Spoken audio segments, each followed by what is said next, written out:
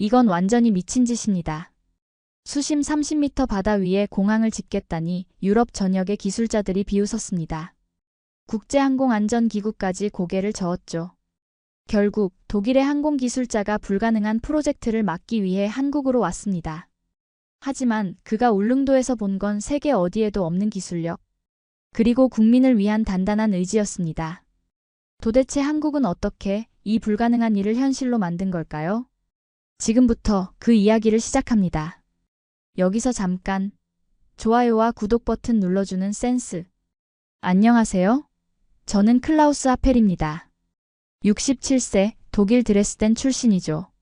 지난 40년간 유럽 곳곳에 공항을 설계하고 건설해왔어요. 함부르크 공항 확장, 뮌헨 공항 활주로 증설, 취리히 공항 안전시설까지. 제가 손대지 않은 유럽의 주요 공항은 거의 없다고 봐도 됩니다. 2024년 3월 베를린에서 열린 국제항공안전학회에 참석했었죠. 은퇴한 지 2년이 지났지만 여전히 이런 모임에는 빠지지 않고 나가고 있어요. 그날도 평소처럼 커피 한 잔 들고 동료들과 담소를 나누고 있었습니다. 클라우스, 들었나? 한국에서 정말 말도 안 되는 일을 벌이고 있다는데? 네덜란드에서 온 얀 박사가 제게 다가왔어요. 얀은 스키폴 공항에서 30년간 근무한 베테랑이었습니다. 무슨 일인데요? 바다 위에 공항을 짓고 있다는 거야. 그것도 수심이 30m나 되는 곳에 말이지.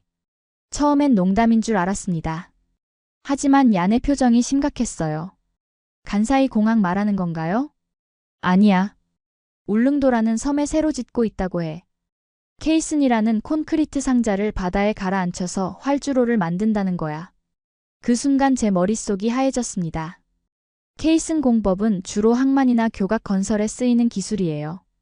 쇼핑센터나 지하 구조물에나 적용되는 방식이죠. 그런데 그걸 공항에 쓴다고요? 미쳤군요. 완전히 미쳤어. 제 입에서 나온 첫 반응이었습니다. 주변 동료들도 고개를 절레절레 흔들었어요. 돈이 남아도나 보지. 그냥 헬기 착륙장이나 하나 더 만들면 될걸. 아무리 그래도 바다의 활주로라니. 태풍이나 한번 와봐, 다 날아갈 텐데. 동료들의 조롱 섞인 목소리가 계속 들렸습니다. 저도 처음엔 같은 생각이었어요. 40년간 쌓아온 경험으로 봤을 때 이건 상식적으로 불가능한 일이었거든요. 하지만 며칠 후 유럽항공안전기구에서 연락이 왔습니다. 클라우스, 한국 정부에서 울릉공항 건설에 대한 기술 자문을 요청했네. 자니가 가봐주겠나? EASA의 요청이었어요. 공식적인 업무였죠. 사실 저도 궁금했습니다. 도대체 한국이라는 나라가 무슨 자신감으로 이런 무모한 시도를 하고 있는 건지. 좋습니다. 직접 가서 확인해 보겠어요. 비행기 티켓을 예약하면서도 계속 의문이 들었습니다. 과연 한국이 정말로 바다 위에 공항을 지을 수 있을까? 아니면 그저 정치적 쇼에 불과한 건 아닐까? 인천공항에 도착했을 때의 기분을 잊을 수가 없어요. 거대하고 현대적인 시설에 놀랐지만 동시에 생각했죠. 그래, 이 정도 공항도 있으면서 왜 굳이 바다에 또 다른 공항을 지으려 하는 거지? 포항으로 가는 KTX에서 창밖을 보며 계속 고민했습니다. 제가 한국에 온 이유는 단 하나였어요. 이 무모한 계획이 얼마나 비현실적인지 정확히 평가해서 보고서를 작성하는 것. 그것이 40년 경력의 공항 전문가로서 제가 해야 할 일이라고 생각했거든요. 포항에 도착한 다음 날 아침 헬기 터미널에서 기다리고 있었습니다. 울릉도까지는 헬기로 1시간 30분 거리라고 하더군요. 조종사가 저를 보더니 웃으며 말했어요. 오늘 날씨가 좋아서 다행입니다. 울릉도 공항 건설 현장이 정말 잘 보일 거예요. 헬기가 이륙하자마자 동해의 푸른 바다가 펼쳐졌습니다. 약 40분 정도 지났을 때 조종사가 제게 손짓했죠. 저기 보이세요? 울릉도입니다. 멀리서 보이는 울릉도는 정말 외딴 섬이었어요. 하지만 그보다 더 놀라운 건 섬 주변에 떠 있는 거대한 구조물들이었습니다. 저게 뭐죠? 케이슨이에요. 콘크리트로 만든 거대한 상자들이죠. 헬기가 낮게 날아가면서 현장이 더 선명하게 보였습니다. 길이가 100m는 좋게 넘어 보이는 콘크리트 구조물들이 바다 위에 떠 있었어요. 그런데 그게 하나가 아니었습니다. 여러 개의 케이슨이 일정한 간격으로 배치되어 있었죠. 이건 단순한 구조물이 아니야. 제 입에서 나온 첫 번째 반응이었습니다. 40년간 공항 건설 현장을 수없이 봐왔지만 이런 광경은 처음이었어요. 더 놀라운 건 그 케이슨들이 움직이고 있다는 것이었습니다. 거대한 크레인들이 정확한 위치에 케이슨을 내려놓고 있었어요. 마치 레고 블록을 조립하는 것처럼 보였죠. 하지만 그 크기는 레고가 아니라 아파트 몇 채를 합친 것 같았습니다. 대체 이 나라가 무슨 기술을 가진 거지? 헬기에서 내린 후 곧바로 현장 사무소로 안내받았습니다. 김도연 단장이 저를 맞이했어요. 48세쯤 되어 보이는 그는 생각보다 차분하고 논리적인 사람이었습니다. 클라우스 박사님, 멀리서 오시느라 고생하셨습니다. 저도 궁금해서 왔습니다.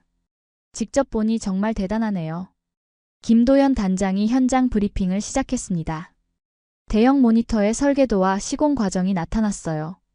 총 24개의 케이슨을 설치합니다. 각각 길이 50m, 폭 27m, 높이 23m죠. 숫자를 듣는 순간 제 머리가 복잡해졌습니다. 케이슨 하나가 아파트 7층 높이라는 뜻이에요. 그런 것을 24개나 바다에 가라앉힌다고요? 수심이 30m라고 들었는데 정말 가능한 일인가요? 가능합니다.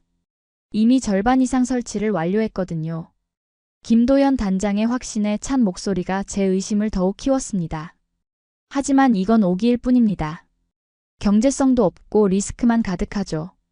제 솔직한 생각을 말했어요. 40년 경험으로 봤을 때 이런 공사는 너무 위험했거든요. 박사님, 그럼 이 자료를 한번 보시겠습니까? 김도연 단장이 태블릿을 건네주었습니다. 화면에는 울릉도의 기상 데이터가 나타났어요. 연간 결항일수, 응급환자 후송 실패 사례, 물자, 보급 차질 현황까지 상세하게 정리되어 있었습니다. 숫자들을 보면서 점점 말문이 막혔어요. 1년 중 150일 이상이 결항이었습니다. 응급환자가 육지로 가지 못해 사망한 사례도 여러 건 있었죠. 이래서 공항이 필요한 거군요. 제가 중얼거리자 김도연 단장이 고개를 끄덕였습니다. 네, 맞습니다. 이건 단순한 교통 편의가 아니라 생존의 문제거든요. 다시 창밖을 내다봤습니다. 거대한 케이슨들이 여전히 바다 위에서 제자리를 찾아가고 있었어요. 제 눈에는 이제 그것들이 단순한 콘크리트 덩어리가 아니라 무언가 다른 것으로 보이기 시작했습니다. 다음 날 아침 김도연 단장이 저를 울릉도 곳곳으로 안내했습니다. 공항 건설의 필요성을 직접 보여주겠다는 거였어요. 첫 번째로 간 곳은 울릉군 의료원이었습니다. 규모가 생각보다 작았어요. 병상이 20개 정도밖에 안 되는 작은 병원이었죠. 응급실은 어디에 있나요? 저기 보이는 곳이 응급실입니다. 간호사가 가리킨 곳을 보니 침대 2개가 전부였습니다. 심각한 환자가 오면 육지로 후송해야 한다고 하더군요. 그런데 문제는 날씨였어요. 지난달에도 심근경색 환자가 왔는데 파도가 높아서 배가 못 나갔습니다. 헬기도 강풍 때문에 착륙하지 못했고요. 의료원장의 말을 듣는 순간 가슴이 먹먹해졌습니다. 그 환자는 어떻게 됐나요? 다행히 살아났지만 후유증이 남았죠. 골든타임을 놓쳤거든요. 병원을 나서면서 김도연 단장이 말했어요. 이런 일이 1년에 몇 번씩 반복됩니다. 공항이 있다면 20분이면 포항에 도착할 수 있는데 말이죠. 두 번째로 간 곳은 울릉중고등학교였습니다. 전교생이 200명도 안 되는 작은 학교였어요. 하지만 학생들의 표정은 밝았습니다. 교장 선생님과 이야기를 나눴는데 안타까운 현실을 들을 수 있었어요. 아이들이 대학에 가려면 육지로 나가야 합니다. 그런데 입시철에 배가 결항되면 시험도 못 보죠. 정말 그런 일이 있었나요? 작년에 한 학생이 서울대 면접을 못 봤어요. 태풍 때문에 사흘 동안 배가 안 떴거든요. 이런 이야기들을 들으면서 점점 울릉도의 현실이 이해되기 시작했습니다. 저녁에는 항구 근처 식당에서 주민들과 만날 기회가 있었어요. 50대 여성분이 저에게 다가왔습니다. 선생님, 독일에서 오셨다고 들었어요. 우리 공항 어떻게 보세요? 글쎄요, 기술적으로는 가능해 보이는데 비용이 많이 들 것 같아서요. 그 여성분의 표정이 갑자기 어두워졌습니다. 제 딸이 지금 폐렴으로 고생하고 있어요. 오늘도 배가 결항이라서 큰 병원에 못 데려가고 있거든요. 언제부터 아픈 건가요? 벌써 일주일째예요. 약만 먹고 버티고 있죠. 날씨가 좋아져야 포항으로 갈 수 있어요. 그 순간 제 머릿속이 하얘졌습니다. 일주일째 제대로 된 치료를 못 받고 있다는 얘기였어요. 식당을 나서면서 김도연 단장에게 물어봤습니다. 1년 중 며칠이나 배가 다니나요? 절반 정도죠. 180일 정도 운항하고 나머지는 결항입니다. 그럼 나머지 185일은 완전히 고립되는 건가요? 맞습니다. 헬기가 있긴 하지만 날씨가 안 좋으면 헬기도 못 뜨거든요. 숙소로 돌아가는 길에 울릉도 기상청 자료를 다시 찾아봤습니다. 연평균 풍속, 파고, 강수량 데이터를 하나씩 확인해보니 정말 심각했어요. 겨울철에는 한 달 내내 배가 못 뜨는 경우도 있었습니다. 그 기간 동안 응급 환자가 생기면 정말 속수무책이었던 거죠. 이건 교통이 아니라 생명의 문제다. 제 입에서 나온 말이었습니다. 처음으로 마음이 흔들리기 시작했어요. 40년간 공항을 지어오면서 항상 효율성과 경제성만 생각했는데 여기서는 그런 계산이 무의미했습니다. 잠자리에 들기 전에 창밖을 내다봤어요.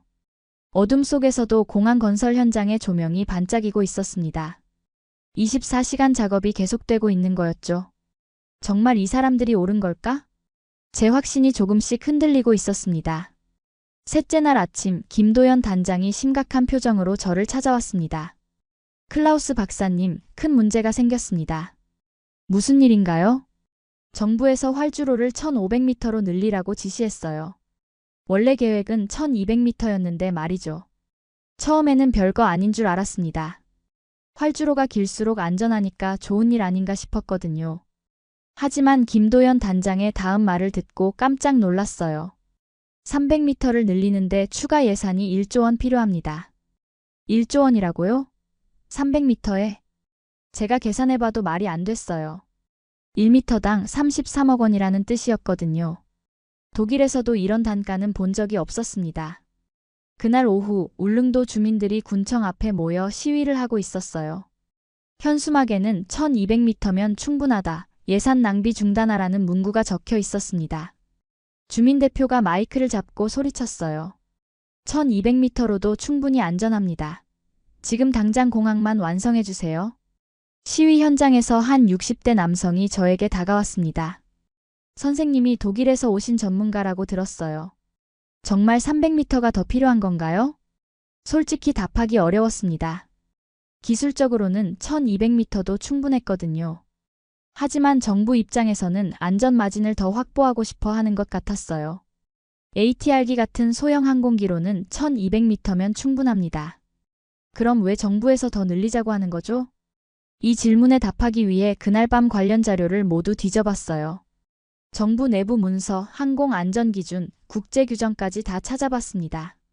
결론은 충격적이었어요. 1500m는 기술적 필요가 아니라 정치적 안전장치였던 거죠. 만약 사고가 나면 우리는 최대한 안전하게 만들었다고 변명하려는 의도였습니다. 다음 날 김도연 단장과 솔직한 이야기를 나눴어요.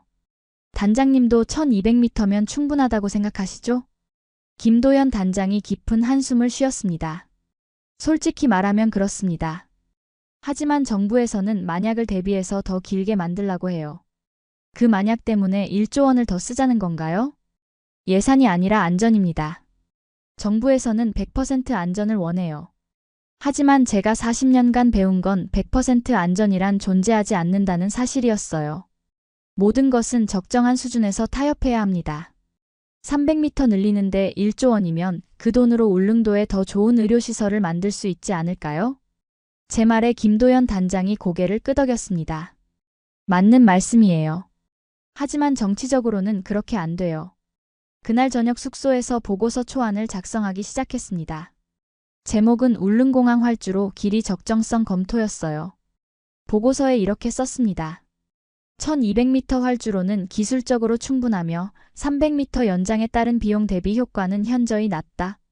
이는 기술적 판단이 아닌 정치적 판단으로 보인다. 제가 쓴 보고서를 김도연 단장에게 보여줬어요. 이 보고서 때문에 문제가 생길 수도 있어요. 괜찮습니다. 이게 제 전문가적 판단이니까요. 그 순간 김도연 단장의 눈빛이 달라졌습니다. 처음으로 저를 진짜 동료로 인정하는 것 같았어요. 고맙습니다. 정말 용기 있는 판단이세요. 창밖으로 보이는 공항 건설 현장은 여전히 24시간 불이 켜져 있었습니다. 하지만 이제 그 불빛이 다르게 보였어요. 정치적 계산이 아니라 진짜 필요에 의한 작업이라는 것을 알게 됐거든요. 넷째 날 김도연 단장이 저를 케이슨 제작 현장으로 안내했습니다. 포항 영일만 매립지에 있는 거대한 공장이었어요. 여기서 케이슨을 만들고 있습니다. 한 개당 무게가 2만 톤이에요. 공장 안으로 들어서자 정말 압도적인 광경이 펼쳐졌습니다. 축구장 절반 크기의 콘크리트 구조물이 제작되고 있었어요. 높이만 23m였죠. 2만 톤이라고 하면 아파트 10층 무게와 비슷하군요. 맞습니다. 그런 걸 바다에 띄워서 정확한 위치에 가라앉혀야 해요. 제작 과정을 자세히 보니 정말 정밀했습니다. 콘크리트 배합부터 철근 배치까지 모든 게 밀리미터 단위로 관리되고 있었어요. 파도의 충격은 어떻게 견디나요? 200년 빈도 파고까지 견디도록 설계했습니다. 파고 12m까지 버틸 수 있어요. 김도연 단장의 설명을 들으며 설계도를 봤는데 정말 놀라웠어요. 이런 시공 기술은 독일에서도 시도되지 않은 방식이었습니다. 케이슨을 어떻게 운반하죠? 특수 바지선을 사용해요. 직접 보시겠습니까? 바지선 현장으로 이동했습니다. 길이 100m가 넘는 거대한 선박이 케이슨을 싣고 있었어요. 마치 거대한 레고 블록을 운반하는 것 같았습니다. 정확한 위치에 어떻게 설치하나요? GPS와 해저 측량을 이용해서 오차 10cm 이내로 맞춥니다. 10cm라고 했을 때 정말 믿기지 않았어요. 바다 위에서 2만 톤짜리 구조물을 그 정도로 정확하게 설치한다는 게 가능한 일인가 싶었거든요. 오후에는 실제 설치 현장을 볼 수 있었습니다. 울릉도 해상에서 케이슨 설치 작업이 진행되고 있었어요. 저 크레인은 몇 톤까지 들 수 있나요? 3,000톤입니다. 한국에서 가장 큰 해상 크레인이에요. 케이슨이 천천히 바닷속으로 내려가는 모습을 지켜봤습니다. 정말 장관이었어요. 거대한 콘크리트 덩어리가 물속으로 사라지면서 완벽하게 제자리를 찾아가는 거였죠. 그런데 갑자기 사고가 일어났습니다. 케이슨 위에서 작업하던 기술자 한 명이 쓰러진 거예요. 응급 상황입니다. 작업자가 쓰러졌어요. 현장이 순식간에 아수라장이 됐습니다. 하지만 구조 시스템이 정말 체계적이었어요. 5분 만에 헬기가 도착했고 10분 만에 환자를 포항으로 후송했습니다. 그 모습을 보면서 깨달았어요. 이 사람들은 정말로 생명을 구하는 일을 하고 있었던 거죠. 작업이 끝난 후 김도연 단장과 이야기를 나눴습니다. 울릉도는 선택이 아닌 필수였습니다. 다른 방법이 없었어요. 그렇군요. 이제 이해가 됩니다. 처음엔 저희도 육지에 공항을 짓는 방안을 검토했어요. 하지만 울릉도는 전체가 화산섬이라 평지가 없거든요. 그제야 왜 바다에 공항을 지어야 하는지 완전히 이해됐습니다. 다른 선택의 여지가 없었던 거예요. 저녁에 숙소로 돌아가면서 제 생각이 완전히 바뀌었다는 걸 느꼈어요. 처음에 한국의 무모함이라고 생각했던 일이 사실은 가장 합리적인 선택이었던 거죠. 침대에 누워서 오늘 본 케이슨 설치 장면을 떠올렸습니다.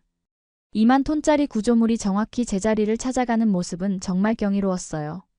이런 기술력이라면 정말로 200년 파도도 견딜 수 있겠어.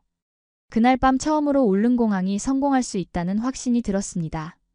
기술로 생명을 구하는 순간을 직접 목격했거든요. 한국의 기술에 대한 존경심도 생기기 시작했어요. 다섯째 날 아침 김도연 단장이 저에게 특별한 제안을 했습니다. 오늘은 국방부 관계자가 와서 브리핑을 할 예정입니다. 함께 들어보시겠어요? 국방부요? 공항과 무슨 관련이 있나요? 울릉공항에 또 다른 중요한 역할이 있거든요. 오전 10시 울릉군청 회의실에서 국방부 김중령이 브리핑을 시작했습니다. 지도를 펼쳐놓고 설명하는데 정말 흥미로웠어요. 울릉공항이 완성되면 독도까지 20분이면 도착할 수 있습니다. 지금은 얼마나 걸리나요? 포항에서 헬기로 1시간 30분 걸려요. 날씨가 나쁘면 아예 갈 수 없고요. 김중령이 보여준 자료를 보니 정말 놀라웠습니다. 울릉공항이 생기면 독도 접근성이 완전히 달라지는 거였어요. 독도 경비대원들의 응급 후송도 훨씬 빨라집니다. 지금까지는 응급 상황 때 정말 어려웠거든요. 브리핑을 들으면서 과거 베를린 공항이 떠올랐습니다. 냉전 시절 베를린 공항도 단순한 교통수단이 아니었어요. 자유세계의 상징이자 전략적 거점이었죠. 이 공항은 단순한 활주로가 아니다. 한국은 기술로 국경을 확장하고 있다. 제 머릿속에 든 생각이었습니다. 울릉공항은 교통 인프라를 넘어서 국가 안보의 문제였던 거예요. 일본 측의 반응은 어떤가요? 김중령이 잠시 망설이더니 대답했습니다. 처음엔 반대 입장을 표명했죠. 하지만 이건 우리 영토 내에 짓는 공항이니까 문제 없습니다. 오후에는 독도 경비대에서 근무했던 전직 경비대원을 만날 기회가 있었어요. 40대 중반의 박 상사였습니다. 독도에서 근무할 때 가장 힘든 게 뭐였나요? 응급 상황이었어요. 동료가 다쳤는데 날씨 때문에 며칠씩 후송을 못한 적이 있거든요. 울릉공항이 생기면 어떻게 달라질까요? 천지 차이죠. 20분이면 울릉도에 도착하고 거기서 바로 큰 병원으로 갈 수 있으니까요. 박 상사의 설명을 들으면서 울릉공항의 진짜 가치를 알게 됐어요. 이건 단순히 울릉도 주민들만을 위한 게 아니었습니다. 저녁에 김도연 단장과 독도 전망대에 올라갔습니다. 날씨가 좋아서 독도가 희미하게 보였어요. 저기가 독도군요. 네, 87km 떨어져 있어요. 울릉공항에서는 20분이면 도착하죠. 독도를 바라보면서 느낀 감정이 정말 복잡했어요. 독일 사람인 제가 왜 이렇게 가슴이 뜨거워지는지 모르겠더라고요. 한국은 정말 대단한 나라네요. 이런 어려운 곳에 공항을 지으면서까지 영토를 지키려고 하다니. 영토를 지키는 것도 있지만 그곳에서 근무하는 사람들을 지키는 것도 중요해요. 김도연 단장의 말이 제 마음에 깊이 와닿았습니다. 기술로 사람을 지키고 영토를 지키는 거였어요. 그날 밤 숙소에서 과거를 떠올렸습니다. 1960년대 베를린 장벽 시절 템페로프 공항이 얼마나 중요했는지 생각해봤어요. 그때도 공항은 단순한 교통수단이 아니라 자유와 희망의 상징이었습니다. 울릉공항도 마찬가지야. 이건 한국의 의지를 보여주는 상징이다. 창밖으로 보이는 공항 건설 현장을 다시 봤어요. 24시간 계속되는 작업이 이제는 감동으로 다가왔습니다. 저 불빛 하나하나가 한국의 의지를 나타내는 것 같았거든요. 이제 완전히 확신했습니다. 울릉공항은 성공할 수밖에 없는 프로젝트였어요. 기술적으로도, 전략적으로도, 인도적으로도 모든 면에서 필요한 사업이었거든요. 여섯째 날 저녁 울릉군청에서 주민간담회가 열렸습니다. 김도연 단장이 저를 초청했어요. 주민들이 박사님을 만나고 싶어 해요. 외국 전문가의 의견을 직접 듣고 싶다고 하더라고요. 간담회장에는 50명 정도의 주민들이 모여 있었습니다. 나이가 다양했어요. 어르신들부터 젊은 부부, 학생들까지 있었죠. 군수가 간단히 인사말을 한 후 저를 소개했습니다.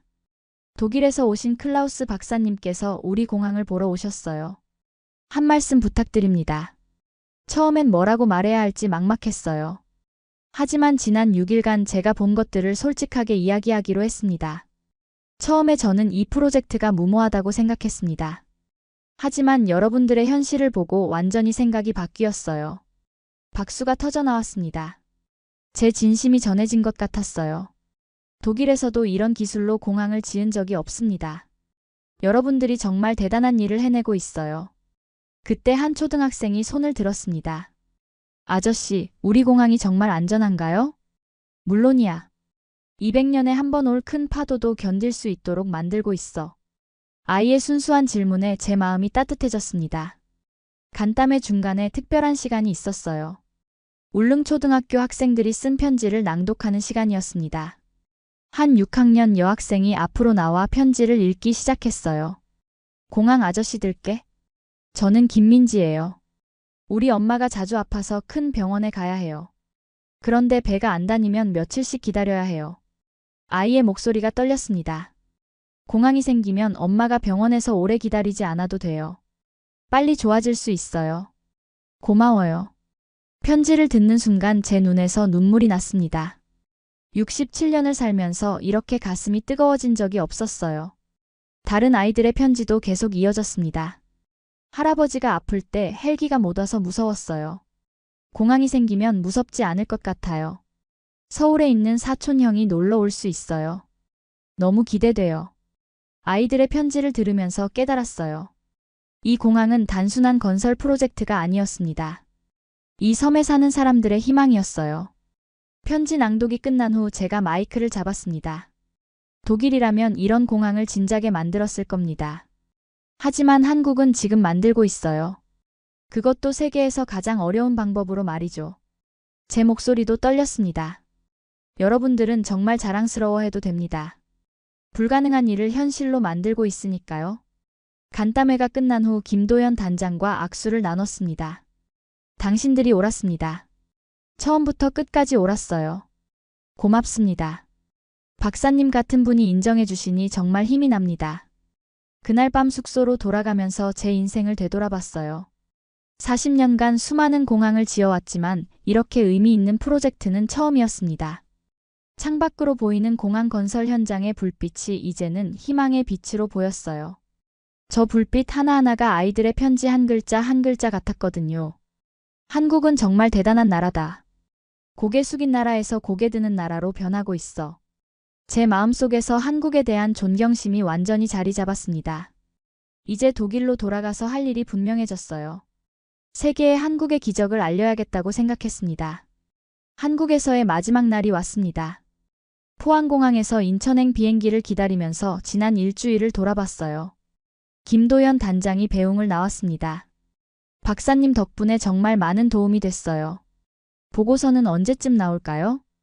독일 도착하자마자 바로 작성하겠습니다. 제목도 이미 정했어요.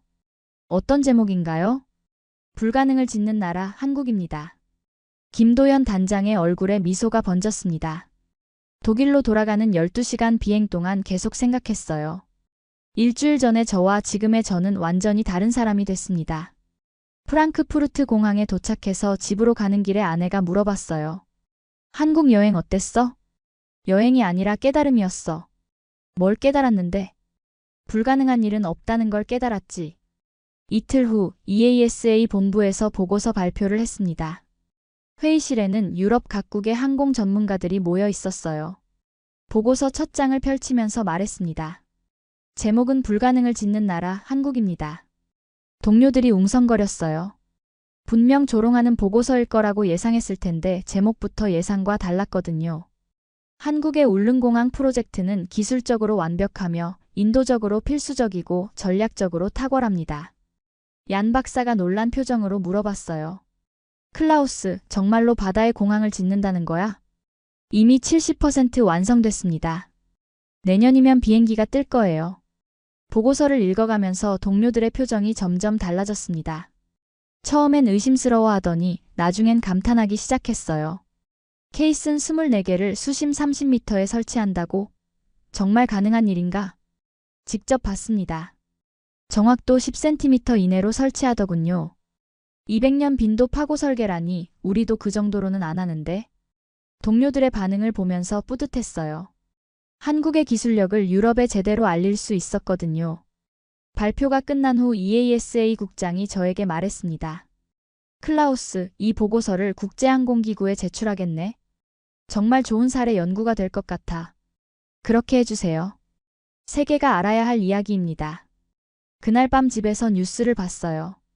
울릉공항 관련 소식이 나왔습니다. 제가 다녀온 후 공사가 더욱 빨라졌다고 하더군요. 6개월 후 정말 놀라운 소식을 들었습니다. 울릉공항에 첫 비행기가 착륙했다는 거였어요. 유튜브에서 그 영상을 찾아봤습니다. ATR기가 울릉공항 활주로에 내려앉는 모습이었어요. 제 눈에서 또 눈물이 났습니다. 영상 댓글을 보니 전 세계 사람들이 놀라워하고 있었어요. 정말 바다에 공항을 지었네요. 한국의 기술력이 이 정도였다니. 불가능을 가능하게 만드는 나라. 1년 후 김도연 단장에게서 편지가 왔습니다. 박사님 덕분에 울릉공항이 성공적으로 운영되고 있습니다. 응급환자 후송 시간이 3시간에서 30분으로 줄었어요. 아이들도 육지학교에 다닐 수 있게 됐습니다. 편지를 읽으면서 제가 한 일이 정말 의미 있었다는 걸 느꼈어요. 지금도 가끔 울릉공항 영상을 봅니다. 바다 위로 비행기가 날아오르는 모습을 보면서 생각해요. 이 공항은 땅 위가 아니라 의지 위에 세워졌다. 한국이라는 나라가 어떤 나라인지 이제 정확히 알게 됐습니다. 불가능을 가능하게 만드는 나라, 기술과 신념으로 기적을 만들어내는 나라였어요. 67세에 한국에서 배운 교훈은 평생 잊지 못할 겁니다. 불가능은 없다는 것, 의지가 있으면 무엇이든 할 수 있다는 것을 한국이 보여줬거든요. 오늘의 사연은 여기까지입니다. 이번 영상을 어떻게 생각하시는지 댓글로 의견을 남겨주시고 좋아요를 눌러주세요. 다음에도 더 흥미진진한 사연으로 찾아뵙겠습니다. 지금까지 감동 나누기의 유나였습니다. 긴 영상 끝까지 시청해주셔서 정말 감사합니다.